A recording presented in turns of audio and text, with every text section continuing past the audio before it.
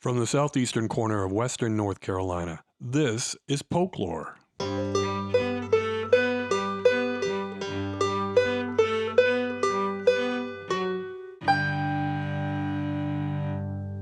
I'm your host, James Hernishin.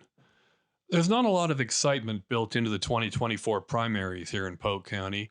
Both the Democrat and Republican ballots are pretty short affairs, with most of the candidates vying for administrative positions like auditor, an insurance and agriculture commissioner, and a few seats on various courts. Not that those aren't important, but they don't attract the attention that is reserved for state legislature and Congress, or even school board. One of the few primary races that should be interesting is the one for Republican candidates for county commission. As usual, 3 seats are available. Myron Yoder and Paul Byler are seeking re-election, but Andre Overholt's decision not to run again after serving just one term leaves one open seat. In addition to the incumbents, 2 other Republicans are hoping to make it onto the November ballot and run against the 3 Democrats, former Commissioner Ray Gasperson and newcomers Libby Morris and Karen Pack. One of those 2 Republicans is Jennifer Hargett. The other is Chris Jones, who is my guest on this episode. My introduction to Chris Jones, a prospective politician, came in the form of a video he posted to his Facebook page, a recording of his first campaign speech at a Polk GOP gathering. What I found particularly curious was that, aside from one throwaway reference to Boiling Springs as the kind of place we don't want to turn into, his 4.5-minute speech made no mention of anything or anyone specific to our Polk County. It's as if he was reading a boilerplate that could have been written for a candidate for any government post in any Polk County in the country, of which there are several. That's not usually the way you introduce yourself to a local crowd, especially if you've only been living here for 5 years and need to convince voters that you understand what their home is all about. But it turns out that Chris chooses his words very carefully. Not too surprising, I suppose, for a VP of a company that installs security systems, as you'll find out by listening to this interview. We talk at the end of January in the office at Paramount Security Keeps in Lynn. Chris Jones, welcome to Folklore. Thank you. Let's get right to the first question, and that is, what is it about Polk County, your life in Polk County, that makes you want to be a politician? Well, I think the primary objective for me is to get involved with local politics so that I can maintain the community that we have right now. And we'll talk a little bit about that. But, through smart growth in Polk County, I believe that I can influence that so that we're not trying to become a Boiling Springs or like my hometown, Sylva, North Carolina. Don't know if you've ever been there or not, but it's a beautiful place. Right? We have one of the most, I think it is the most photographed courthouse in the country. So, we're kind of popular with that. When I grew up there as a kid, we kind of made jokes that we got our dot on the map when McDonald's came to town. So, I was there when there was just a couple of red lights and we grew up and, kids were in the summertime, we got to go out on our bicycles and we disappeared all day. And our parents didn't know where we were. We didn't have cell phones. We didn't have pagers. We didn't have any kind of communication device. We were responsible as kids. The community was safe. And when we came here to Polk County, my wife, Heather, and I, we were looking for some land. And the intention of that originally was to find a place to retire. So once we retired, we wanted to build a cabin on a remote piece of land, and we really didn't have an objective of where we wanted to be. That changed on a Saturday, actually. I came up, and she had found a piece of land over where we live now, and I reached out to a local realtor, Jeremy Wood, and I asked him if he'd come show me the piece of land. Well, he and his kids were on the way to a baseball game, and he said, "Sure, I'll come show you the piece of land on the way to the ball game." So when he showed up, he gets out of the car and he's wearing shorts and flip-flops and a t-shirt, and his kids bail out of the car and they go running off through the woods. And I'm like, hey man, your kids they'll be okay. They're good. It's safe here. So, I didn't feel like that was a sales pitch. And, I really felt like it was the kind of community that I really wanted to be a part of. Right. So I asked him some questions. Eventually, we bought the land, and one thing led to another. My wife and I had lived in Charlotte for 20 years, and the rat race of Charlotte, we were just tired. We were tired of fighting the traffic on 77. She walked out the back door one day on her way to work. It was kind of funny. And all of a sudden she comes back in. And I said, "What are you doing?" And I said, "You got to go to work." And she was kind of overwhelmed with, the traffic and the stress of just going to work. Since she walked out the back door, she looked over to the right, about 6 feet to our neighbor's house, and looked over to the left, about 10 feet to our other neighbor's house. We lived in a community of 540 homes. And we had a 1,600 square foot house. This was my first house. We built it, and it was on 1/10 of an acre of land. I mean, you could mow my yard with a weed eater. I know that because I did it, right? So she came back in, and this was after we had bought our land, and she said, "What do you think the likelihood is that we could maybe move to Polk County now, build a house?" So, that's all I needed. I thought about with Jeremy, I thought about the few people that I had met in the community. I thought about how this was a comparable place to Silva when I grew up, and it just really had that hometown feel, and we just really knew we wanted to be here. So the reason I tell you that, and I'm going on about this, is because of the people that live in this community. And I'll give you an example. I told her my mission was to find someone to clear our land so we could build our house, and met a gentleman through some contacts, and his name's Paul Ruff, and he's from out on Cooper's Gap, right? Goes to Cooper's Gap Baptist Church. And I came up and I met Paul one day, and I came back home after meeting with him, and my wife said, "Is he going to be the person that clears our land?" And I said, "He is." And she said, "Great, where's the contract?" And I kind of laughed. And it was very funny, and she didn't find it so funny, actually. And she almost lost her mind when I told her that we agreed on a price and we shook hands. And I left. And I gave him a little bit of money to get started on, and that was that. And he did everything that he said he would do, and that's unique in this place. And it's indicative of the people that live here. People, and you shake hands with people, and you make deals. Every deal that I made as we were preparing our place with the person who drilled our well, with Paul, the people that did our septic system, it was all a handshake. It was a handshake. I looked them in the eye. They told me what they would do, and I gave them the opportunity to do that. And every single one of them came through, and all of them were local. And so that's part of what I'm doing here now, is I want to be able to promote smart growth in Polk County. And I want to be able to have more of those businesses that are here that can make money here, keep the money here, keep the tax money here. I said in one of my earlier campaign speeches, can you imagine if we were able to draw new companies here and be able to have local people, develop companies here, and we supported them like we support Amazon? Can you imagine that for a second, if we were that loyal to the local people here? And, that's my mission, right? Is the smart growth. So that's really the reason that I want to be here. Is it's all about the same type place that I grew up when I was a kid.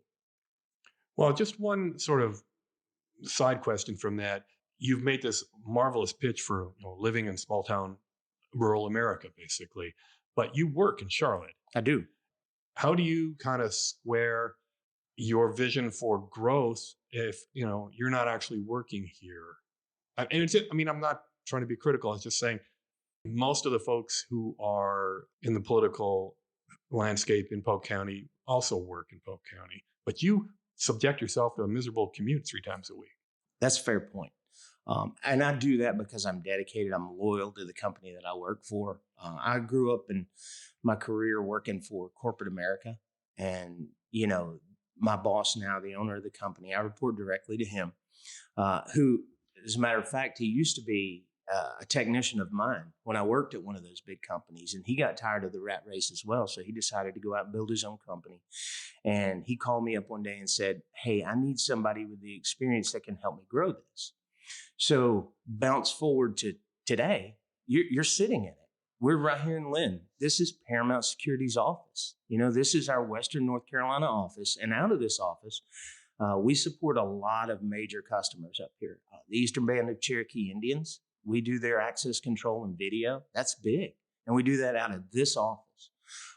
We do the Biltmore Estate. I'm meeting with those guys later on today. We do some work for them. Buncombe County School Systems, Sierra Nevada Brewery. So I've been able to take and put myself in a position when I pitched this to my wife that I was willing to drive. She was like, okay, that's one thing for a year or so, right? But I've been doing that now for 5 years, I guess, and I'm committed to that. But part of my original mission was to build an office right here. And this is not a big office. As you see, it's more of a warehouse space. My technicians come in and they pick stuff up. But with the office here in Lynn, I'm promoting hiring local. I hired a technician right here out of Columbus. So that's my first step, right? And that's what I'm committed to do. So those things take time. If you run a business, you understand that revenue is everything. If you get the big customers, that's great. They come and they go for various reasons.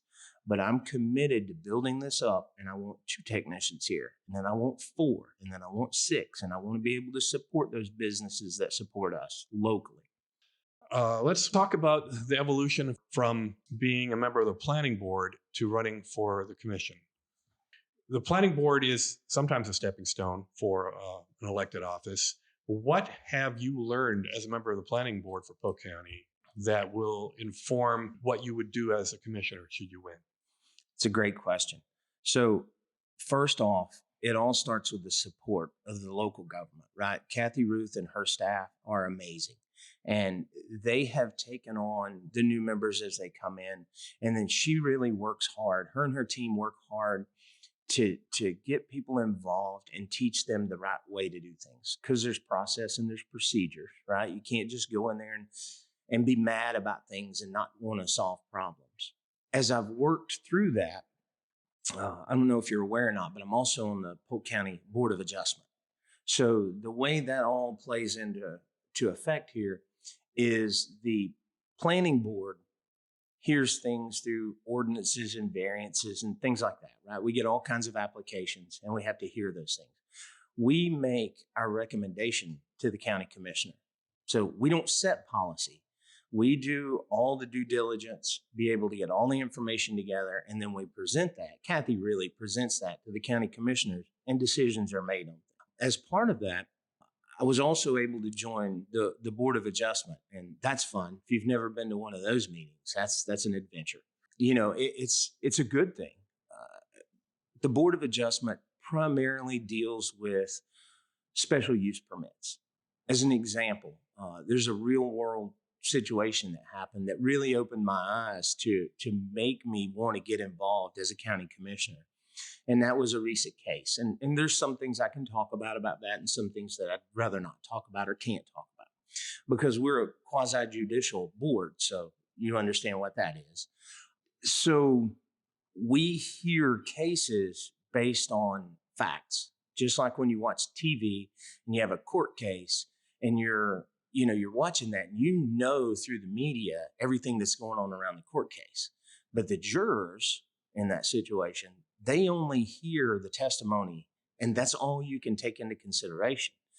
And that's a good thing and a bad thing, right? Because you're hearing the facts. If a person brings in a witness, they have to be a professional witness that can offer professional opinions, and it's all data driven. So you have to be able to prove your case in court.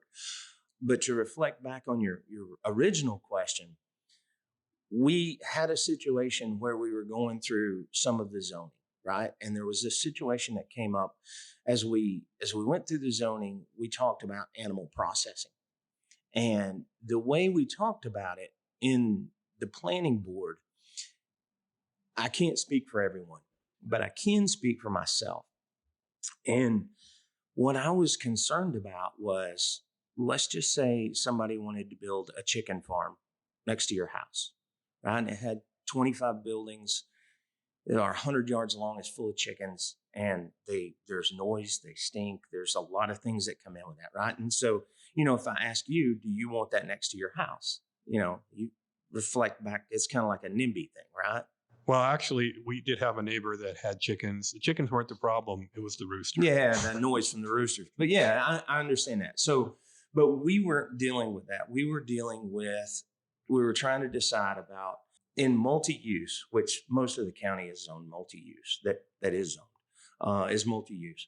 And we were trying to decide, do we want to allow animal processing? And in my mind, this is the type of animal processing, the type of things that were going to come into the county. I was incorrect on that. My assumptions were not really what the facts were. Does that make sense? Well, I think I do understand. I'm actually on the planning board in Saluda, and quite often you start dealing with an application, and at the end, you've learned quite a bit that you didn't Oh, know yeah. before. Right. And so one of the things that I really took away from that was we tagged animal processing as a special use. So anybody that wanted to come in here and open up animal processing in a zoned area and multi-use, then you had to get a special use designation permit, and it had to go before the Board of Adjustment. And I saw that as affecting companies like, and I'm just using it as an example, like a Tyson's chicken farm, right? Like that's what I saw in my head when we did this, and I kind of voted, yeah, I don't want that in my backyard, right? Why would I want that here? But what came to fruition from that was there was a local meat processor that was wanting to open up a business down in Green Creek, and he had to come before the board. And man, did I learn a lot of stuff. I mean, I was amazed at the wait time.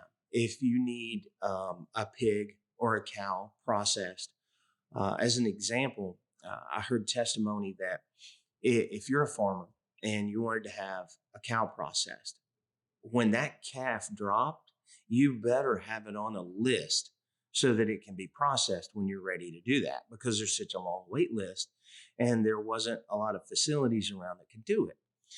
Heard a sheep farmer testify that he had to load his sheep up in trucks and trailers and haul them down to Atlanta. And this guy he spoke very passionately about that. And it wasn't the fact, it really wasn't the fact that it cost additional money and all that stuff. It was the fact that he cared about his animals. So, what's the takeaway for you from those type of experiences? Do you think that Polk County's relatively lax zoning? Again, most of it's just multi-use. It's not divided up into 15 different types of zones, the way in which most cities and towns are. Uh, what's the takeaway? Do we need a more sophisticated zoning process, or do we need to maybe step back and not make it difficult for people?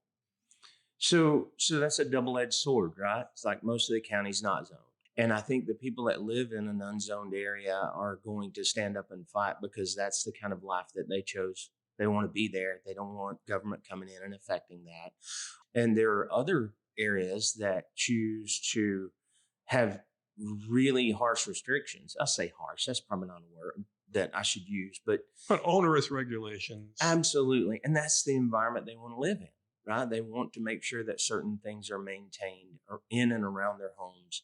And that's the choices that they made. I think that, again, that's going to be a really tricky thing. That's going to come up in the future about zoning and things. And right now, it's not here. And I'm not going to make any predictions on how that's going to turn out.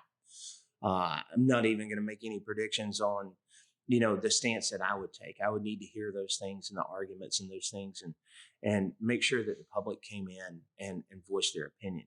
Because that's one of the things that I'm running on, is the fact that I'm different. I'm not a politician.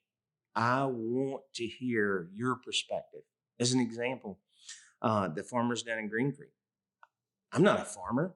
I don't know if you're a farmer or not, but you and I, we don't have the perspective, and we don't deal with the problems that they deal with on a daily basis. I had no idea that it was that hard to get an animal processed. I thought you just did it, right? I didn't know. So now, through that process, I became way more educated about how the decisions that the planning board makes affects the Board of Adjustment and the people that are coming in and submitting for permits and trying to do things. So I think it's really important to have somebody there who can listen to both sides of the story. And that's what I do. Okay, well, let's then take that and pivot to this notion that you brought up earlier. You really want to preserve our quality of life in Polk County. So it's kind of like a defense of the status quo. But are you happy with the current political system in the way in which county commission has been responding to challenges and developments? So that's a trick question, Well, right? I'm not trying to corner you here. I'm just saying that most people who are satisfied with the status quo wouldn't say, "Oh, therefore, I want to get onto government." Well, we have a unique situation here where Andre has fallen off the board. So there's an open slot there, right? And since he's going out, I saw this as the opportunity for me to come in. And while I'm running against Paul and Myron, I'm also running against Jennifer. We're the three of us are going in and we're running to try to be one of the three that's going to go to the election in November. So I think that each candidate brings their own thing to the table, their own strengths. I guess what I'm saying is, do you want to join the incumbents who you think have been doing a relatively good job, or do you want to do things a little bit differently when you get there? That's as far as No, that's a fair question. I think that I want to be 100% honest with you here. I think that my skill set and my career and my experience, while some people are going to get up and they're going to tell you that, they have all these degrees and they do all these things in business, they manage business. Let me tell you, I ran a $10 million P&L for the second largest security company in America. Now I run about a $5 million P&L, right? I have hundreds of employees that have worked for me and, currently work for me now. I think having that experience and the experience of safety and security brings something different to the board. I think that there's a void there. Not that anybody's doing anything wrong. I think that I can bring additional experience to that to have people look at things from a different aspect. And I think that over the next 4 years, we're going to be facing some very tough decisions. And I think a lot of those decisions are going to be focused around safety and security. And I think that we need somebody, these are going to be serious issues, and we need serious people who are willing and able to address those issues. And that's my perspective. Can you be a bit more specific about Sure. those things you think are coming down the pipeline? Sure. So one of the things that I deal with every day is school safety. I think that right now, I said in one of my earlier speeches, Sheriff Wright was in the room and I looked him dead in the eye and I'm telling him that I support you 100%. He and his staff, the school resource officers, they do a phenomenal job. You don't read in the newspaper about people walking in the front door and harming kids here in Polk County. I want to keep it that way because in Charlotte, some of the schools that I deal with every day, that's going on. I really think that focusing on emergency services, the sheriff's department, EMS, fire, those are things that we really, really need to be focused on in the future. And I have some real world experience with that. As a matter of fact, one of the things that's near and dear to my heart is the fire department, right? So as a kid in the ninth grade, my parents' house burned down. So I don't have my grade school annuals. I don't have any of that stuff. It's all gone. So what that translates into today is I have a vested interest in emergency services, right? So I think it's important that we support those guys. I think it's important that we make sure that our equipment is up to par and what it needs to be. I think the sheriff's department needs additional equipment, and some of that's being provided right now through, the current budget. Marsh Pittman does a great job as far as I'm concerned. I mean, he and I have sat down, he invited me in for a meeting. And so we reviewed through the budget, and I have a little bit different perspective on things than most people do. I can look at that and see where the money's going and have a whole understanding of that. But I want to make sure that we're focused in the right direction when it comes to safety and security for the people in the county and primarily for the kids in the schools. Are there any other deficiencies in emergency services? Like, does the fire department have what it needs to keep the county safe? So the fire department deals with expensive equipment, Yeah. right? And so for someone to get up and say, we need a new fire engine right now in here, and it's going to cost this many hundreds of thousands of dollars, right? Like, I don't want to throw a number out there because it depends on the equipment that they're Yeah. buying. And then immediately what people hear is, well, that's going to drive my taxes up. And, we don't need to support that, right? Some people are going to have that perspective, not everybody, but those are the people that you're going to call that their truck needs to start. As a matter of fact, I was at one of the fire stations the other day, and I was talking to a person there, and they pointed at one of the engines and they said, that's our newest truck. It's a 2008. That's a problem. From my perspective, that's a problem. It's well maintained. It's on like its second engine, right? They take care of them as best they can, but we need to focus on making sure the money goes in the right places. Is where I'm going with that. So they do have needs. EMS has needs. They need new ambulances. They need various things, and a lot of people don't want to talk about that, right? Because that costs money, and that drives taxes up. And how are we going to do that?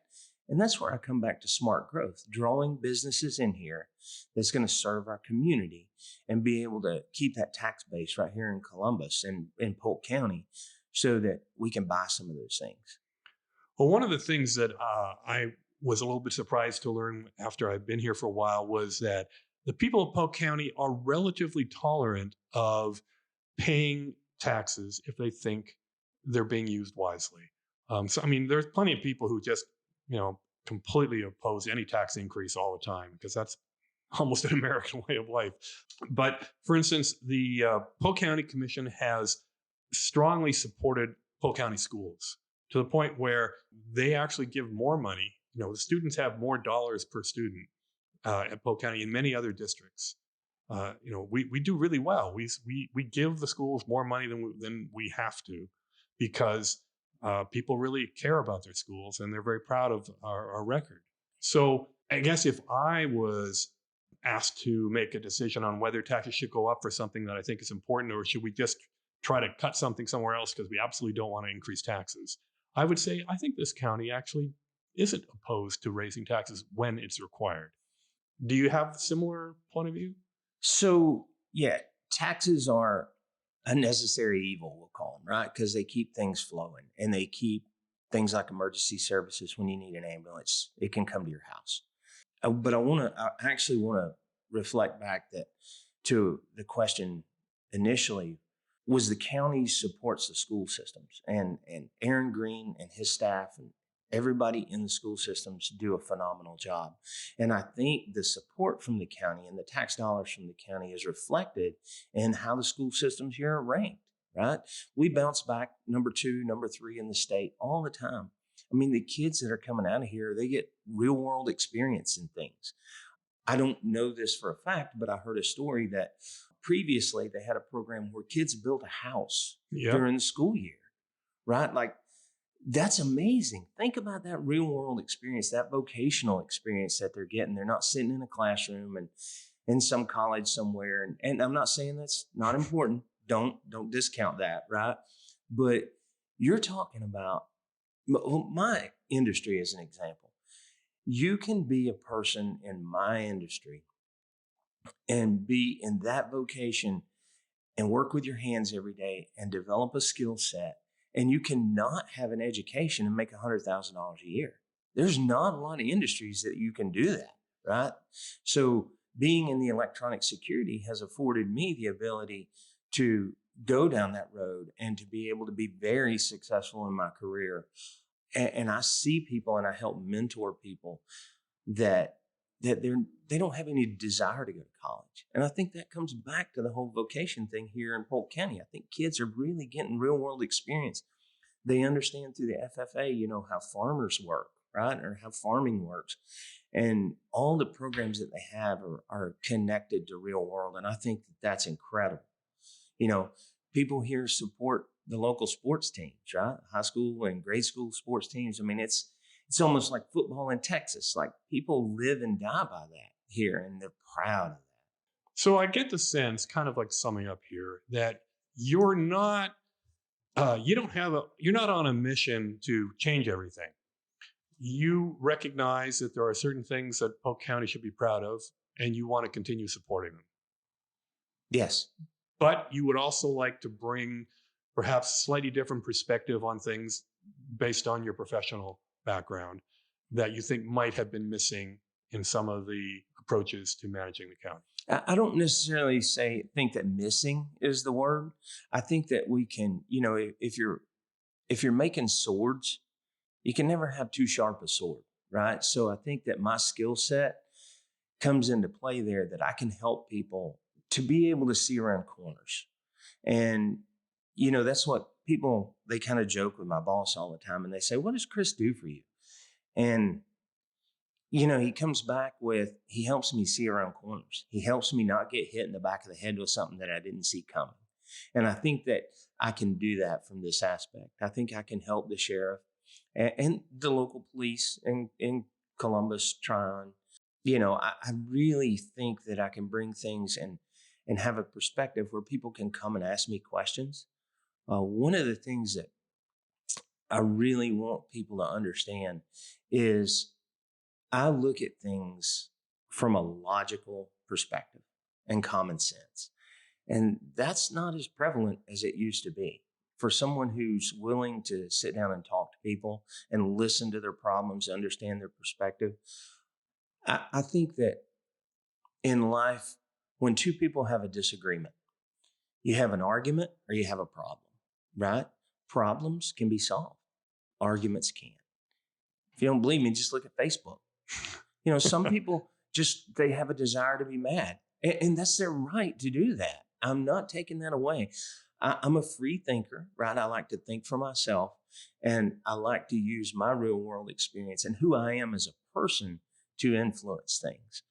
And I think that if I'm willing to sit down and talk to somebody and turn an argument into a problem, and we can solve the problem, I think that that's key. And I think that that's one of the things that I bring to the board if elected as county commissioner, that, may or may not have been there before. Somebody who's willing to listen to someone, whether they've got an R or a D or an I after their name, right?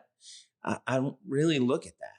I mean, some people do. Some people live and die by that. But for me, it's all about the people who live in the county. And that's really the reason that I'm doing this. It's not the money. It's not the fame and fortune. It's not to have my Well, name there's out not there. a lot of money in being a county commissioner. Yeah, right. I mean, everybody has their aspirations to be rich like that. But Yeah. no, I'm just kidding. But in reality, I truly, genuinely just want to represent the people. And, some people have agendas. I'm not saying that anybody that I'm running against does. Don't take that out of context. I'm just saying that I don't. My agenda is to make sure that Polk County stays the way it is right now as far as a rural perspective and a rural lifestyle goes. I think it's important that we bring businesses in here to support the rural lifestyle, and then we as a community support those businesses. And that's really what I'm all about.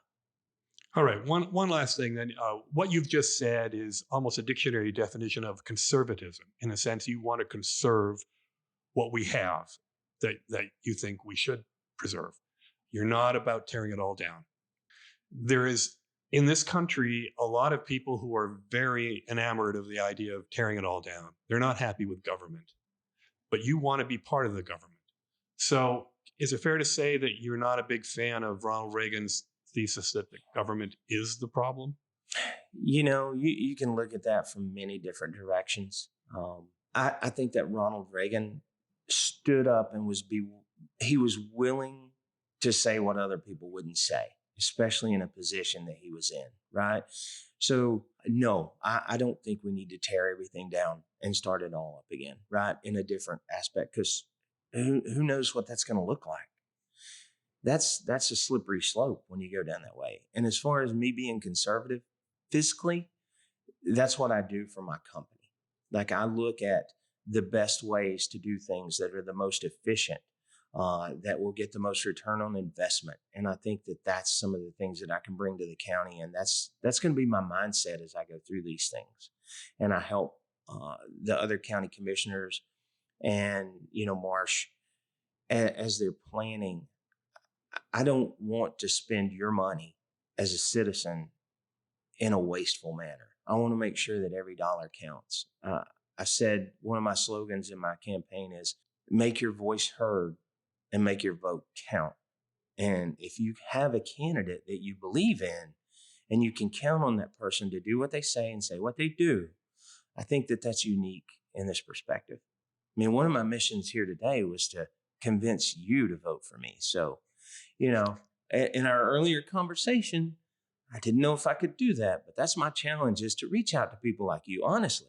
Look you dead in the eye, give you the chance to ask me some of the hard questions, and let's talk about it. I don't have all the answers. I don't think anybody has all the answers.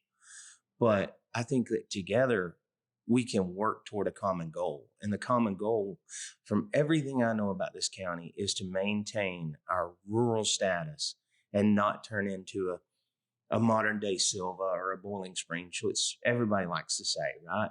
But I don't want that. I mean, I don't think you want that listening to some of your podcasts, but I'm making assumptions there. No, you're right. I moved here from a very big city because I wanted the kind of life that this kind of place can provide. And I don't want to leave myself with the last word. So thanks so much for spending your time with me. I know that you've got a pretty busy schedule these days. Yes, sir, I do. And I really sincerely appreciate the opportunity to sit down and have this conversation. I think it's an adventure. I think that the things that you're doing for the community, maybe people should open up and give you the chance to ask them some questions. I definitely, I had some concerns when I came here today, and I voiced those to you in the beginning. And I absolutely do not feel like that anything happened or I was ambushed or anything. You did nothing other than what you said you'd do. And so for that, I respect that. And I hope that other people take the opportunity to come and talk to you as well. Well, obviously, I agree. Thanks again. Yes, sir. That's it for this episode. I'm hoping to have the 3 other Republicans running for a seat on the county commission join me before the primary, which takes place on March 5th. If you have any suggestions for future episodes, election-related or otherwise, please email jamesh@folklore.com. Thanks for listening.